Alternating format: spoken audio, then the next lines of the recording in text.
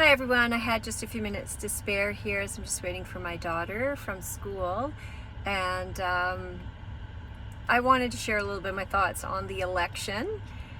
People are asking me, why am I smiling?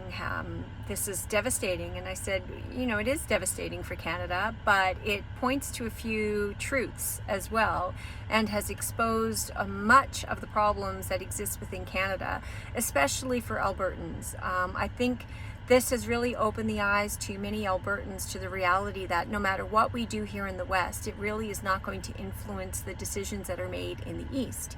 And the Laurentian elite, Quebec and Ontario, decide on who government is going to be. And our views that we share, our values that we share, even though more of them voted Conservative, which I was so pleasantly surprised to see Newfoundland and Labrador and even parts of Ontario turn blue, which was amazing.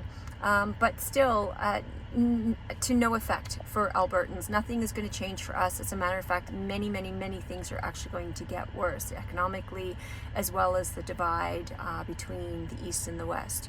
So, you know, I think I don't want people to lose hope, because I think this is really good news. I, at this stage, want Mark Carney to actually show his true colors. I want him to come out full-blown Mark Carney, do your thing. And I think more and more people will open up their eyes to the reality that he is not who he says he is. He is not a moderate by any means. He is an absolute radical environmental zealot, and net zero and this whole green superpower ideology that he has, he needs to expose himself for that.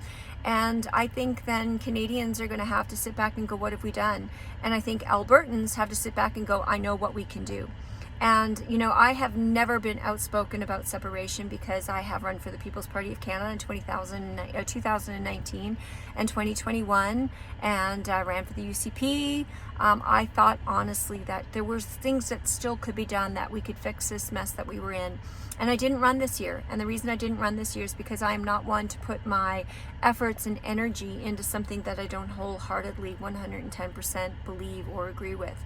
And I do not think that Canada can be fixed. I have read some amazing books on the history of Alberta. I've read some amazing books on the history of Canada.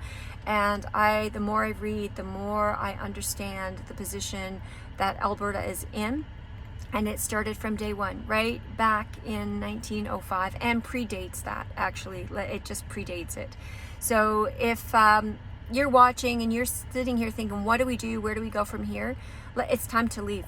It truly is time to leave. And I would ask that you seriously take a look at some of the information that is currently available to you as to why we should leave, because Alberta has honestly given 110% of all the efforts to try and fix this broken problem. It cannot be fixed. Stephen Harper couldn't fix it. We've had the Prime Minister from the West. He took things all the way to the Supreme Court to try to make changes with the Senate, and that, in my opinion, is not even that big of an issue, and was able to do nothing with it.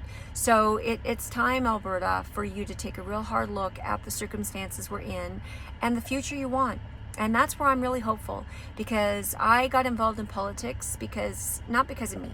It was about, how do I leave this for my daughter? And I want to really truly leave something better for her than I was handed, right? Always give something back better than you found it. It's the way my dad taught me.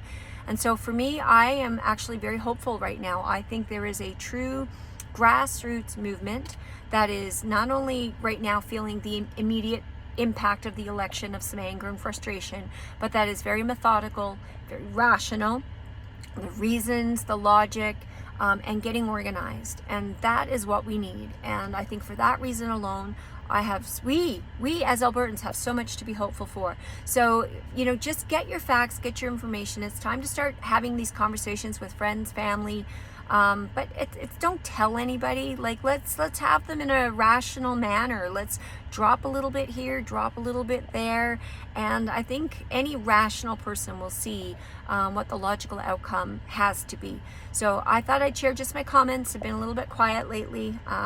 Let things kind of fester and see how they kind of all played out. But there we have it, and I'll have more to say here in the next little bit. God bless you all.